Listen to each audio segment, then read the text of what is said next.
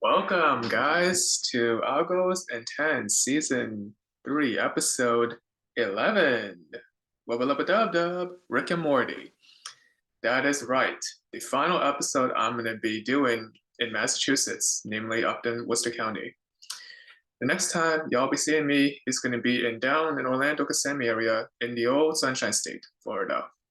I will not be needing a hoodie anymore because it's very warm in Florida.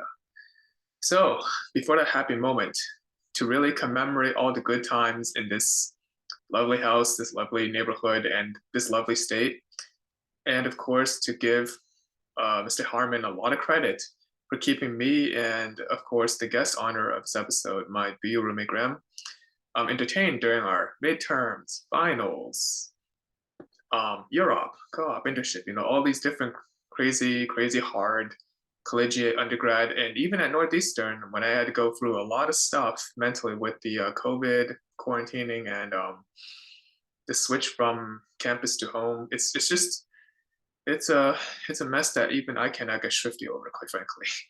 So yes, Rick and Morty is a bit of an adult show. So this episode tonight is not really going to be focusing too much on necessarily a particular aspect of Rick and Morty, because you can always see that on YouTube and like at hulu.com or whatever. And by the way, this is a Columbus Day and Indigenous Peoples Day episode. So yes, it will have some Rick and Morty racial relations, because just like Columbus, Rick and Morty go jump between portals to go between worlds, whether in Gazobazorb or God knows where. They love to do, a lot of different cool, crazy things. So the sponsor of this episode will be W3 Schools, which is a great computer science coding website for any newbie or even a seasoned data professional like me. They could use anytime you want. Without further ado, here is Season 3, Episode 11, Rick and Morty Database Special. Enjoy, guys.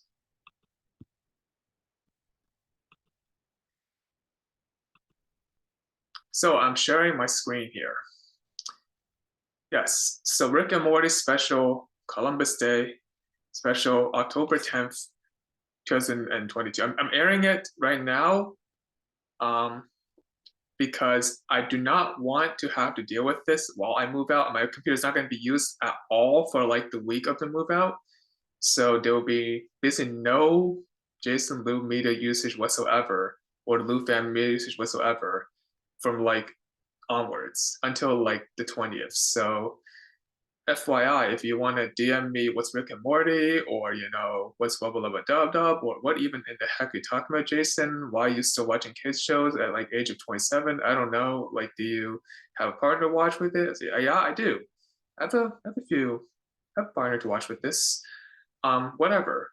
Just DM me those things before I go 0 to 30 in my move out. This episode is sponsored by W3 Schools. Yes, my BU Rumi Graham, and of course all of the wonderful creators of this great show. So yeah, Wubba-lubba-dub-dub, we're now portraying, we're now portaling in our way the penultimate episode of Algos in 10 Season 3, which means it's not the last episode. There's one more, a good one, an excellent one, a fully functional React web app which has everything in the season. Kubernetes, the database, Python. It's going to be a huge project. It's basically going to be like a repertoire of everything I've learned Algos in 10 from the season. No, I will not add in any crazy data science because I have some time for that. So that's going to be Across the Spider-Verse Halloween special. And that's it. That'll be Algos in 10 for Season 3. But before that happy moment, let's continue. It will, however, be my final episode aired here in Massachusetts for now. So before we show these awesome database algorithms, cool UML and diagram stuff, and the SQL stuff that makes Rick get swifty, I want to bring my acknowledgments.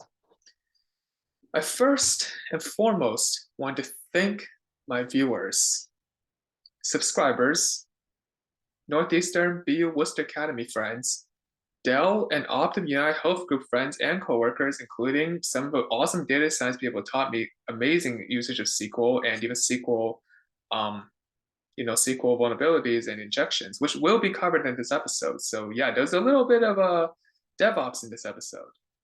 I like to elevate the bar. Like Rick and Morty itself, I don't like to play it safe. And of course, very importantly, I thank these people for supporting me these past 7 and more years, since like 2014 at least. Since I first developed a taste for computer science in 2014, when I started making a Worcester Academy, like Sage, dining menu app episode for like our school's cafeteria for my senior project. I could have not learned so much during these years without such great mentorship, great growth mindset. So shout out to Carol Dweck, learning environments. I think my co-ops and internships, as well as giving me the practical know-how to not only apply computer science to my job and life work, but also gain appreciation for tough, like NP complete hard, lead code hard, NP complete, just crazy hard algorithms that honestly I would never touch again in my life, unless I have to, unless it's like mandatory. And finally, because I am Confucian Christian, I thank the Lord for blessing me with his great talent to do CS in his name. Amen. Okay, now Rick and Morty are getting tired of religious mumbo jumbo. Jerry's drawing weird fruits again for marketing, and Mr. Jellybean's doing some Udoka stuff. And Mr. Frundles is affecting the universe with a virus that doesn't even have a cure. CDC and Fauci can't come up with. So here we go, as Mario says. On October 1492, Christopher Columbus sailed the ocean blue.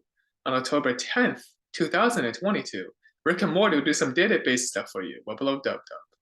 So part 1, the Ricktastic UML. So as y'all know, UML stands for Unified Modeling Language, which is a form of design charting, like, just making a really basic diagram for a software system or any type of system. In this episode, we're going to basically map out our 3 main databases: Frundles, Rick, Morty. Based on these 3 words alone, one might hypothesize or squanch their way into thinking it has to do something with stopping Mr. Frundles attacking everything they go. Yes, recursion with Mr. Frundles is a nightmare to deal in real life, worse than COVID possibly. You are correct, but with one caveat. This isn't a recursive algorithm without tracking, it's a tail recursive one. Now hold up a sec. What's tail recursion? Let me explain. So tail recursion is a really advanced form of regular recursion. To give you an example, I will quickly use a whiteboard.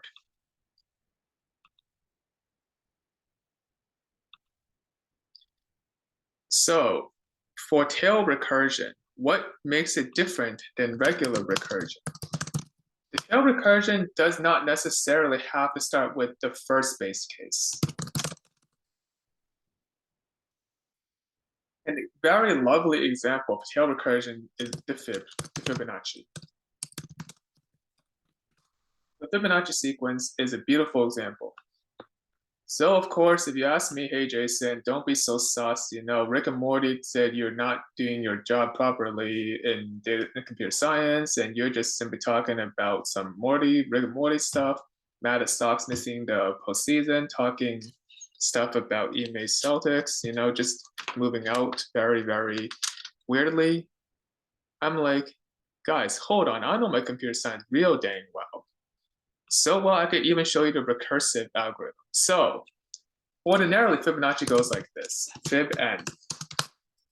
If n is 0 or 1, return 1. Else, of course, return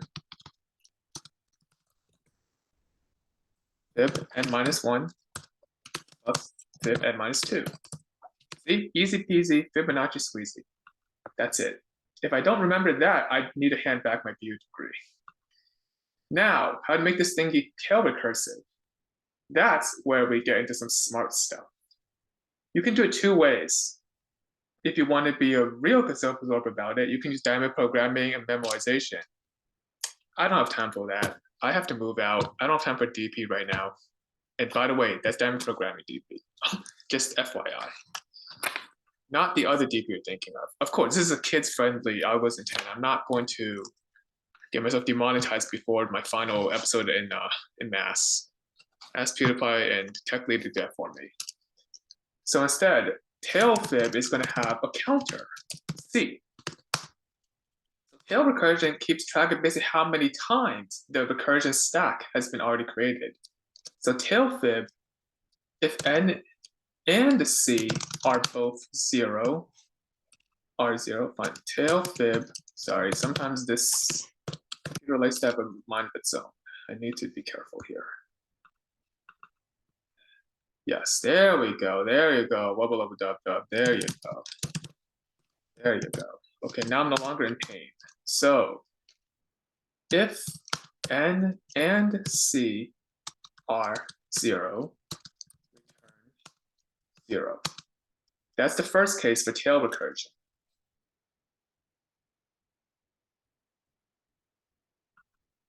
Otherwise, I'm going to make this box a little bigger, of course.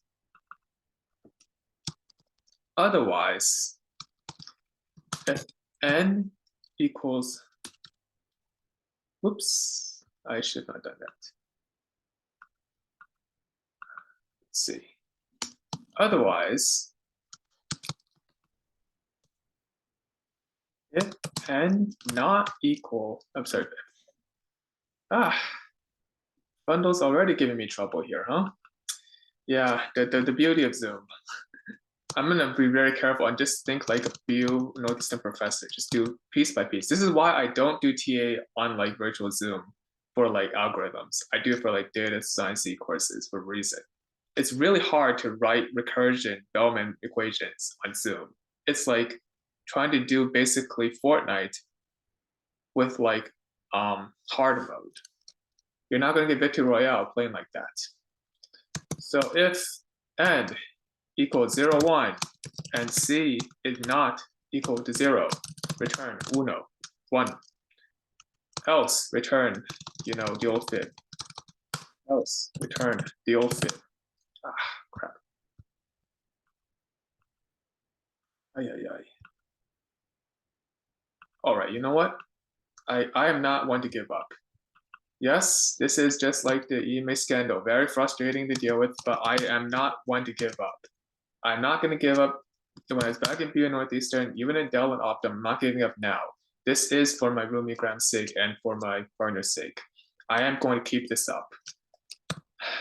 N equals 0, 1, and c not equal to 0, return. Okay, maybe I've underestimated this box a little bit. All right, box, I don't like you, you don't like me, but we're going to do this together. There you go. Now I've forced the box to behave. All right, there we go. Now there's no way the box can mess with me. All right, if necessary, I'm going to do it this way then. It's crappy formatting, but I don't have a choice. So sometimes when Zoom just likes to mess with you in terms of, formatting, do the following. Just stack them up. I'm not going to write any more case recordings here. So if n equal 0, 1, and c not equal to 2. Okay. If n equals 0, 1, and c not equal to 0. I'm going to use that instead. Return 1. Otherwise, return tail. Yes, I see the problem now. I keep hitting delete. You see, sometimes coding is a bit challenging. Even writing it on, you can imagine how you pass Google algorithms and basically actually makes you write code on things that doesn't even compile. So it does get challenging, yes. I'm now starting to realize why Google gets tough.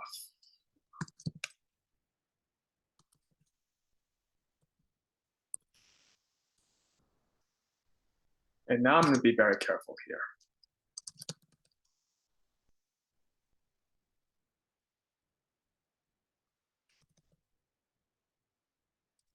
because I am not making the same mistake 3 times in a row, please. All right, so far so good. So far I'm doing the recursion correctly. You see what I did here? The variables changed. For you, as Uncle Roger would say, though I don't exactly agree with Uncle Roger's not. All right, I'm going to use a mouse for this now.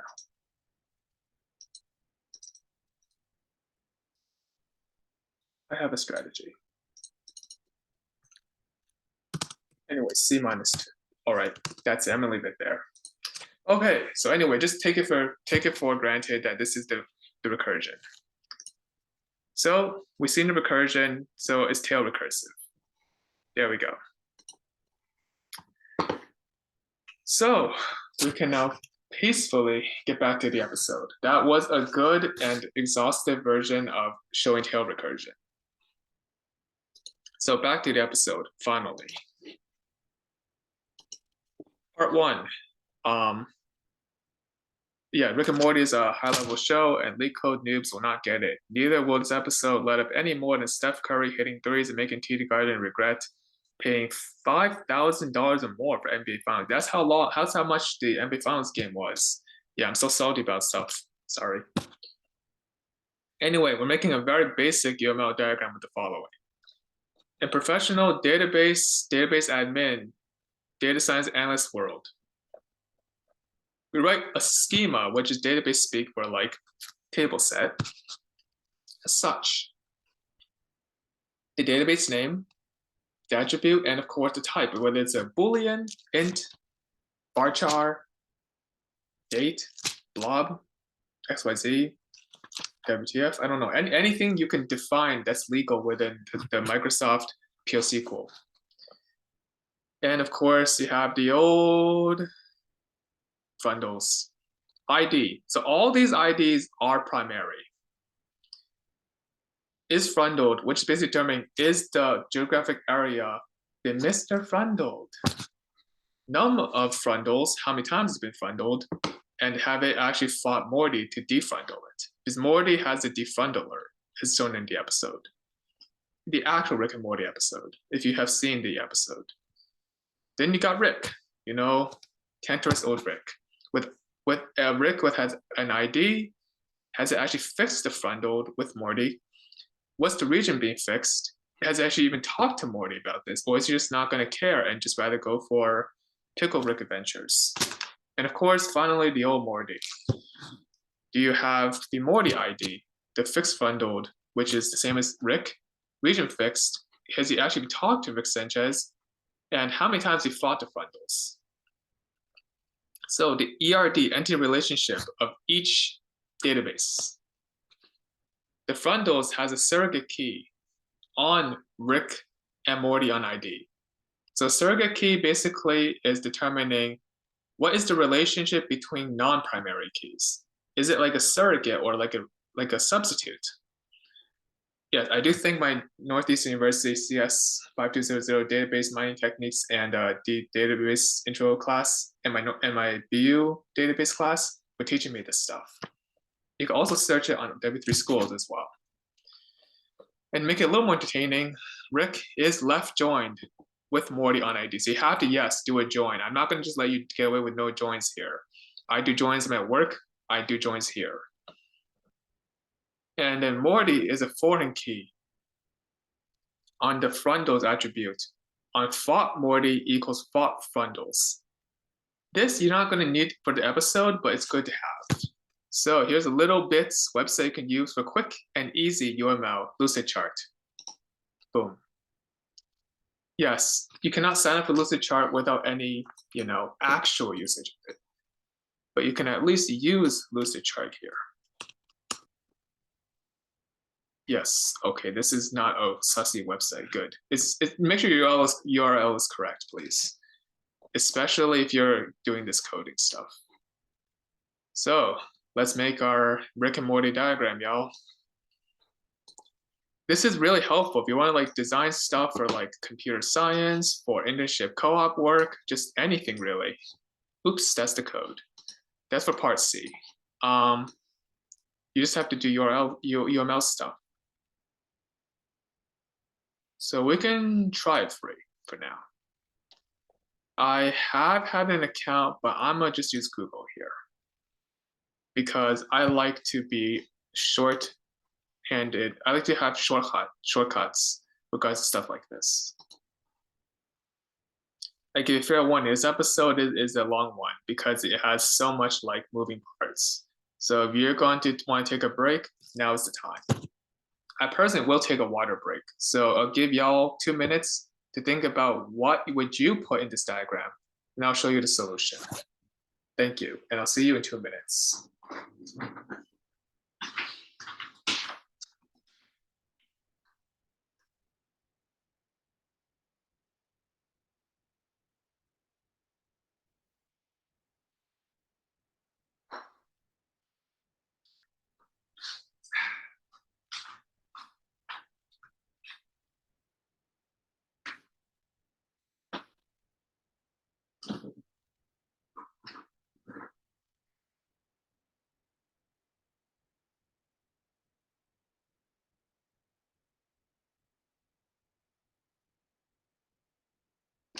All right, I am back.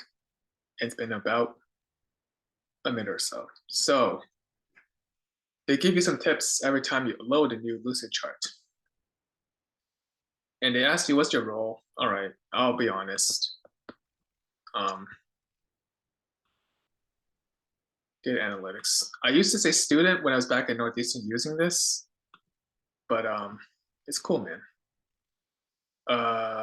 Let's see, blank doc. No teammates for now. That I normally would add in teammates. Start diagramming. So yeah, they give you some tips on how to use the thing. Of course, steps 1 through 5, 6. But I am not here to give you a UML diagram tutorial. So I'm going to first rename this thing to Rick and Morty and Fundles UML. So with UML, there are 3 main components. A shape library, which basically determines what shape do you want. So for example, we're going to use a box, which represents a database. An arrow with a star on it is a one-to-many, cardinality rule. In database, if you want to do a primary key, you got to do a plus sign. If you want to do a surrogate key, you got to do a minus sign. And although this really determines on like the cardinality notation, you could use one dot end to represent one-to-many as well, but that is up to your choice. So for Rick and Morty and Fundles UML, as you can see, I'm still sort of recovering from a little illness earlier this week. So please get a flu shot, guys. Very important, or it's going to hurt you worse than Mr. Fundles. I'm gonna unzoom this thing like a million here. All right, there we go. Thank God. That's much better. So, you guys got the solution? All right, time for Mr. Lou to work his magic. First, we have the, the boxes. Nothing fancy, just the little boxes, y'all. So, in any UML diagram, you gotta make sure you know what is the primary table. This would be the Fundles table. And it is customary, at least from what I know in the Northeastern Co-op and course, to bold the UML from PDP, Programming Design Paradigm, and FSC, Foundation Self-Engineering. I learned that these are very important. So for Fundles, you leave him old Mr. Horrible Fundles over here. You make him a little bigger because, yeah, it's Mr. Fundles. What did you expect? Then here you name Rick and Morty. So that's step 1. And look at that, it auto-saved for you, which is beautiful. And of course, you make Rick bold and Morty bold. And because Fundle is the enemy, I'm going to change its color. And you can change color. So I'm changing color to bad red, basically. And Rick and Morty are the good guys. It's not evil Morty here. So I'm changing them to good green. Yep. No document styles. Thank you. One problem with Lucidchart is that it tends to give you sussy pop-ups. Just close them. You don't need to use them. If you do, you have to pay for them, which is not what I want to do in like database, management or diagramming at all. So without further ado, here are your three main tables. Let's do with Frundles first. So Frundles, he of course has a very interesting relation to Rick and Morty. So this is like a leak code question for like database. Who is Mr. Frundle surrogate key to? So this is a quiz for you guys and for Graham to see if you remember what he said. Dun dun dun dun dun dun dun dun dun dun dun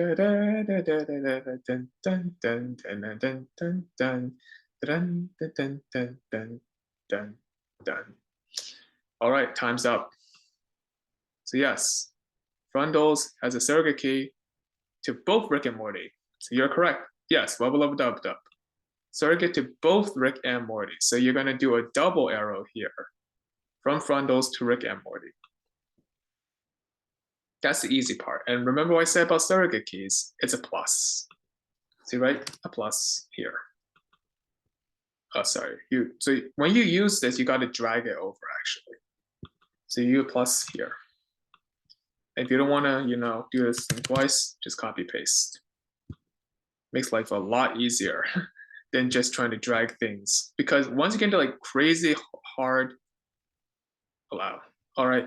Once you get into like crazy hard, like 20 or 30 class diagrams we had to do for my thesis project for plagiarism detection with AST traversal nodes, thanks to my boys Sankit, Deepak, and Vinay, whom are doing amazing right now in their professional life. Shout out to them. And are big Naruto fans, which is amazing. You might want to be careful with how you actually run and make these UML diagrams. So going back to the episode, you then make the IDs. So Frundle's ID, you have the following you have ID, of course. So to make the Frundle ID, we're going to just write a really, really basic line here. That way we show, and we can even do this. We could even do this. So we can actually align the text to not be so centered. So this is actually really cool from Lucidchart, as you can tell. You can move it all the way up here. So then you can actually, you see, you get more space. Wubba dub dub again. Other UML, like star UML, and I don't know what else UML could even use besides these two, that without we're paying for them. Don't allow such nice, easy access, changing up diagrams. But this does, which is beautiful. So let me just stop yapping and write down the IDs quickly because I am running a little bit long on this episode here. So while I do this, silently think about what you're going to see next and what is a SQL injection. I'll see you guys in 5 minutes when I'm done with this thing.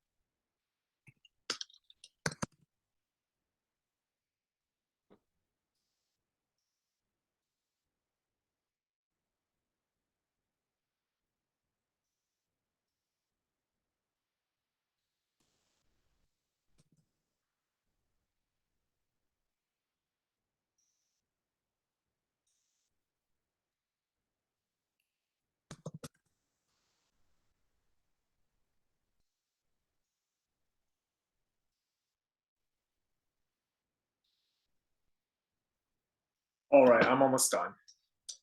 So I think silence is golden. And you see, shutting up actually makes you help finish your work. So yeah, I finally got the diagram to work. Beautiful. Wubba lubba dub dub. So as you see my lovely diagram, I got frontals, Rick and Morty. One last thing. How do you get Rick and Morty together again?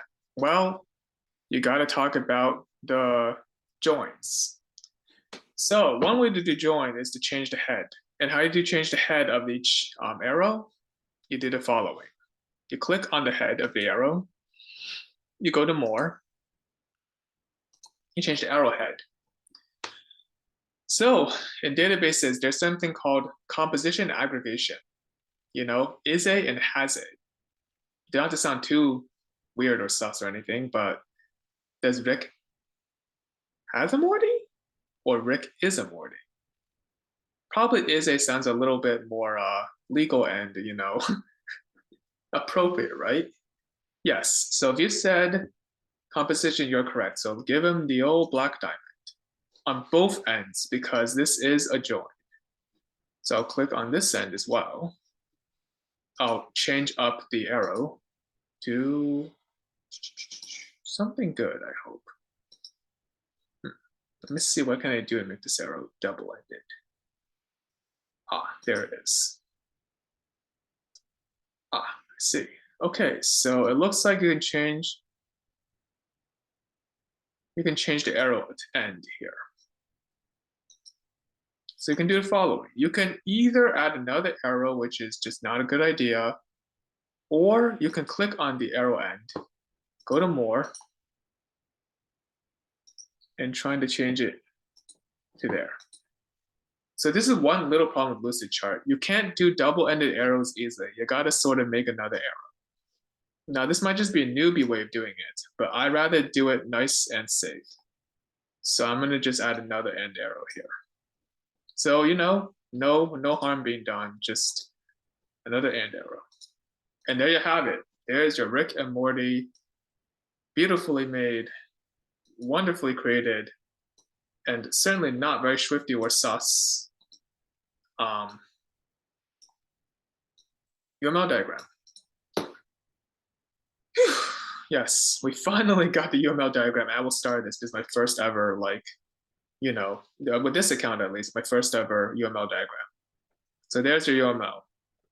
All right, now I can just export this for the episode. So you can export it by doing this, and I'll do PNG with transparent background. No. Yeah, that's good. Just look at that. There's no issues. So export, and voila, we're good. So you can put it on my GitHub later. Yeah, sure, I'll add it here. All right. So I can stop sharing this screen and finally go back to what we talked about earlier, the SQL injection stuff. So before I actually discuss the part B, which is a really short part of the episode, just a quick debugging exercise. What exactly is a SQL injection? Another quick whiteboarding for you guys. So let's say, for example, you got now normally when you use integration diagram with like actual systems of servers or potential server issues, we tend to use cylinders for database. So we're going to use a database here, database A, and database B. It's a flowcharting database thing. So what does it mean to have a SQL injection?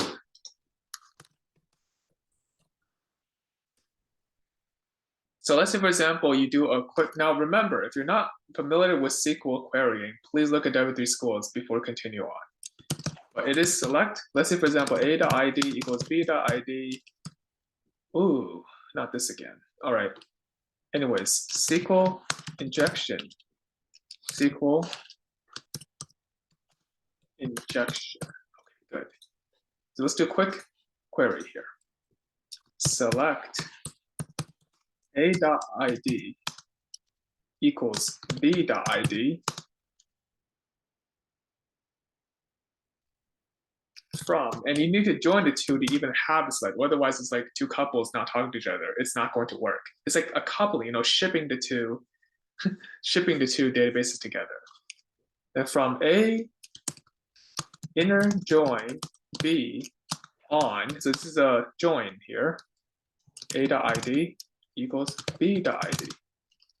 And then here's where the injection begins, where A.id equals B.id and A.xyz equals B.def. You see, there's an injection already. You already used A.id, B.id. You already injected that data into the other data. It's like double dipping your girl. It's not okay. It's not acceptable. Just like in SQL, it's not acceptable to double dip. And that leads to a vulnerability or a DevOps security problem called an injection, which is actually a software vulnerability. If you have taken a Northeastern course with Gene Cooperman, is software vulnerability security course. Good course. It helps helps a lot of those security, Raytheon, and defense military co-ops. And also, it's a hard course. It requires a lot of C programming. It's good stuff, but it'll make you work. It's a hard systems course of various like software vulnerabilities. And it also makes you wonder, how did Mafia Boy get away with all this back in 2000? Anyway, this is bad. So I'm going to highlight this baddie over here, red. It's not good. No bueno, no es bueno. Bad, bad, bad. So what's the good or the appropriate version? The appropriate version is the following. Instead of doing where A equals ID, B.id, you do this. A.id. I'm going to have to redo this. So this is the fix, basically. A.id equals the question mark. So this debugging exercise basically allows you to do a question mark that doesn't allow you to inject with B.id. You got it, guys? Great. See ya from the whiteboard. All right, part B, let's go. So part B of the episode, Evil Morty. Evil Morty injection. Uh-oh, looks like the Citadel Evil Morty did some horrible, horrible things to the defrontal strategy or design paradigm. And because Gazobazor is all about, robots doing carnal activity with humans and not biblical things with each other. Site 69696, I know I'm a mature person sometimes. I'm sorry. Site 696969, Gazobazor is unable to function because of error code. And this is a really stupid error code. It's just for S's and G's. Return code aben 0x haha. SQL injection found in null. Damn. All that hard work and the stupid code gets us. Don't be such a Ken or Karen. Nobody likes a complainer. So let's introduce the concept of SQL injections. W3 Schools got you. So if you look at W3 Schools, which we'll quickly look at, here is what they say about this Uml injection. Like I mentioned, it'll destroy your database. It is a horrible way to use comp sci, not for the Lord. It's for hacking. And there's two types of hacking usually in comp sci: white hacking and white hat hacking and black hat hacking. Please, if you care about your reputation, your integrity, just anything that you care about your professional career, don't do black hat hacking. It's just not worth it. It doesn't go well. Do white hat. And even then, you have to make sure you're being careful with this. And this is a malicious code, Uml Diagram, very, very bad. Like Angela says to the cat doing cat fornication in the office. Bad cat, bad, bad, bad injection. And here's an example. So they have text user ID with, I believe this is JavaScript, get request string with a user ID param, and then text SQL, and then look at that. Look at what this baddie did. Look at what he did, man. I just told y'all, stop double dipping. God, stop double dipping, man. That's bad. And here's an example we're using now to really say what's going on. So a SQL injection based on 1 = 1 is always true. True story from Optimum UHG. or at least in my previous two company works in SQL and in Northeastern, if you use 1 equals 1 in any form, make sure you have a sled or some sort of exploit to make sure the SQL doesn't get screwed, or you will be sent to Oscar or you'll get fired. It's not good for you. You need to make sure you never have SQL injections in your code. In general, just don't write sussy injections. Like, just code responsibly. Just like drinking and drive. Just like drinking. Don't drink and drive. Don't code and then SQL inject. Like my professor Don Ham and BU and even Jose in database would tell you, you rather do the drinking driving than do the SQL injection coding while doing the drinking driving. Like, it's just a life habit that's not worth doing.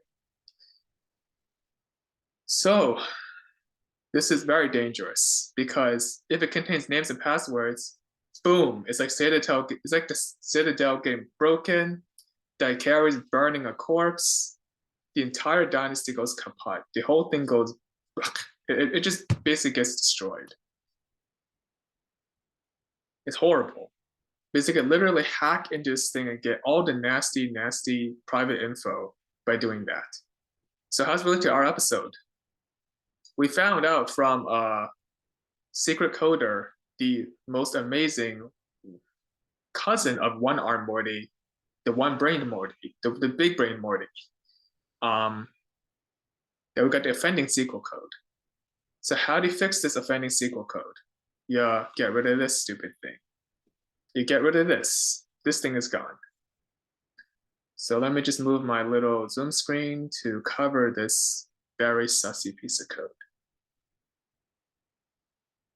Yeah, so there you go. There you go. To cover that sussy piece of code, then you're fine. Select where from bundles where ID equals 696969. All right, there you go. And now we're gonna finally wrap up the episode almost with the hour. This is a long episode. I tell you guys, this is a long episode because SQL is so complicated to get at first. It's a bit of a League of Legends learning curve. And this is my final episode, so I do have to make it worth my money. So bear with me, guys. I've worked hard on this. Finally, the Swifty Cronenberg finish query. And by the way, this episode will be 69 minutes long, if you have not already noticed. So let's finally finish this. SQL gonna give it to us. Yes, like X gonna give it to you. Write a very basic query that allows us to see which frundled site Rick and Morty have defrundled with the limit by the top 500 sites and ordered by ID. So that's it. I'll code up this SQL query and show you how you can write queries in my day job.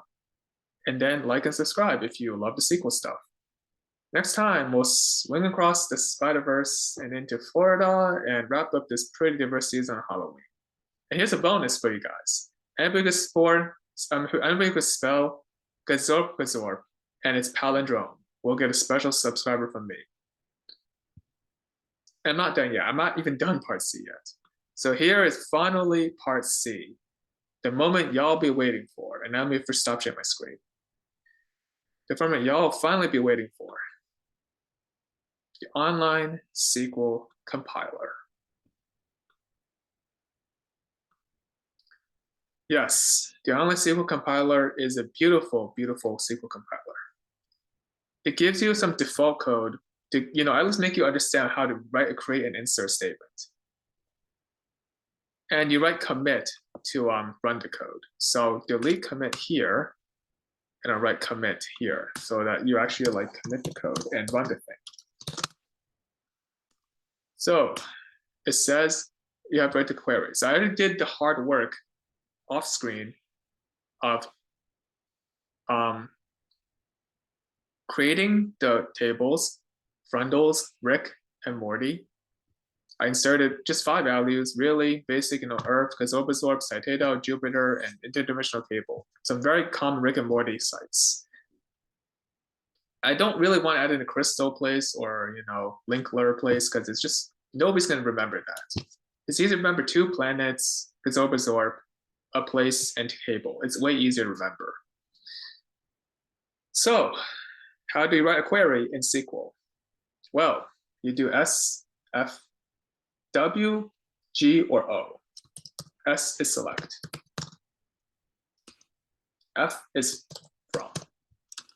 And this is a order by, so we're going to only do O, order by. And we're actually going to do where as well for that matter. It's not a group by, it's not an aggregation, it's order by. So from the episode, let me look at the episode specs again, y'all. Look back at the episode specs. Make sure I'm not doing this wrong. Yeah, there it is. All right. It's like a leak code challenge. I look at the spec, I then do the code on the terminal. That's just life of comp sci for me. Do you want to write a query that allows you which frundled site Rick and Morty have defrundled, limit by the top 500 sites, and ordered by ID? So first, you got to join Rick and Morty, where they're not going to wub dub. So we're going to do a triple join here. We're going to first join Rick to Morty. So from Rick, inner join Morty on Rick.id equals Morty.id. And there's another join, inner join.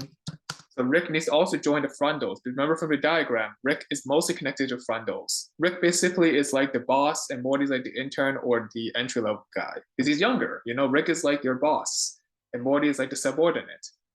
And no, to not make any more Udoka sussy references, we're not going to mention that stuff.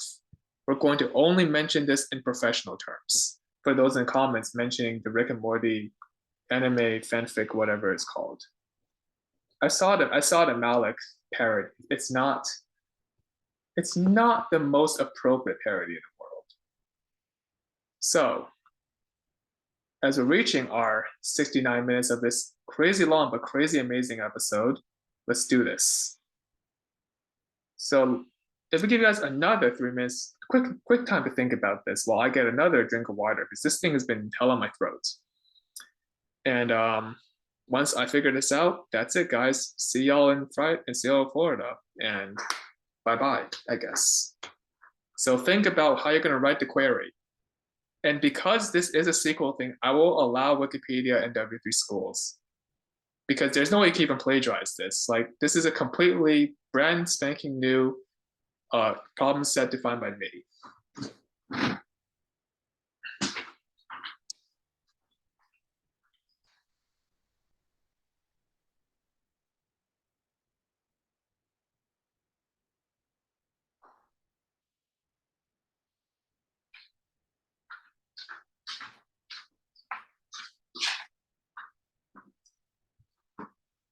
All right, let's wrap this up.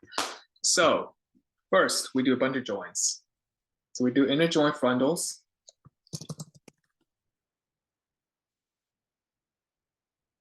On Rick. On frundles. The ID equals Rick.id. So why did I not do Rick.id equals frundles ID? Because then you get into a little bit of a join conflict. If you tried to run this as SQL, this thing is not going to compile, by the way, because it's not a real SQL compiler. It's just an online IDE.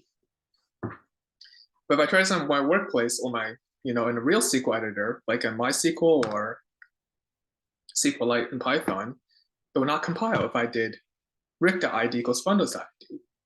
So in SQL, when you join stuff, make sure you know which ID you're joining. It's like a piece of a puzzle. You don't put it together, you're not going to have a beautiful puzzle. That's what I like about comp sci. It's like building puzzles, It's fun stuff. It's a good time killer and it's also a great career building puzzles.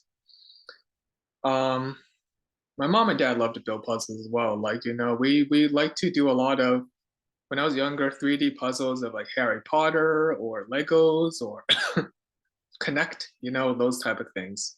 And when I'm older now, I'm building puzzles with code.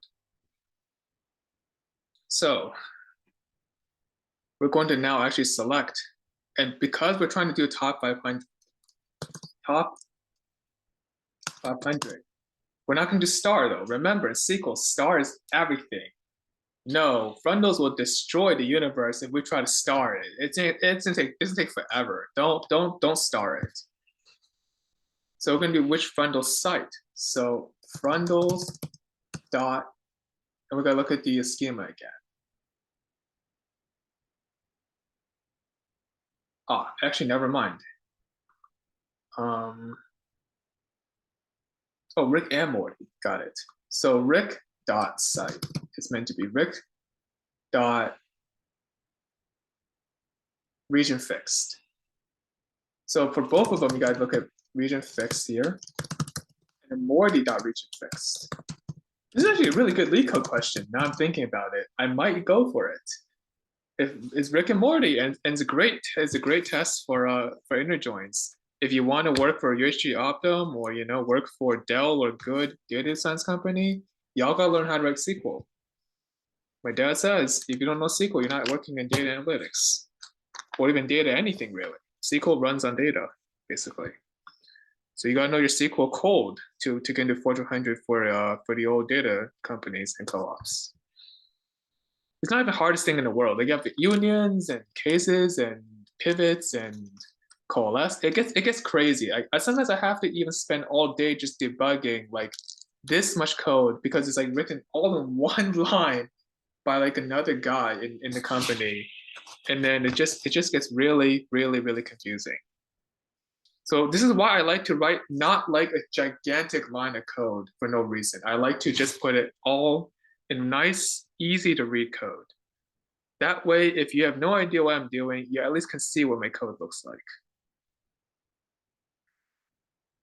All right, so there's my select statement. And then you're gonna do where. So make sure they're not null because hey, there may be a very nasty evil Morty that say that's a null. So make sure Rick.region fixed is not null and Morty.region fixed is not null. And then you do order by ID. So order by, so first you want to do alphabetically, Morty.id, Rick.id. And finally, limit 500. There you go. There is your Rick and Morty Algos in 10, season 3, episode 11. Finally, at the near 69th minute, dub, and not yet see y'all later. I do have 1-2 minute spiel about SQL. I'll wrap it up with that spiel, then we'll end the episode at 69 minutes, for consensual Rick and Morty purposes. So, final word about SQL. There are various types of databases. There's relational and non-relational database. Yeah, I'm good. Relational database is really relationship between the databases. Whether one to many or many to one, different type of relations. Non-relational database like NoSQL, which does not mean no SQL, it means new SQL, has no real relation. It's like you're trying to put the two together, but they can't really couple up because reasons. So in this example, I used a relational database. It's actually way harder. Way harder to do this with the no relation. Way harder. It's not easy, it's difficult, it's challenging. It's just not a good idea. So yeah, that's it for the episode. Algos in 10. Season 3, episode 11, Rick and Morty databases. When I see you guys next time, we'll be talking about the Spider-Verse. See you guys later, and thank you very much, Graham, and my BU Northeastern, Worcester County friends, and everybody here in Massachusetts for the past, sorry, getting a little emotional here, past Tom Brady-ish, 14-ish years, I guess, honestly. It's been a long time I've been in Mass. It's going to be different in Florida. Hopefully, I get a little more grass, touch a little more grass, get a little more sun. Anyway, see you guys later. Bye.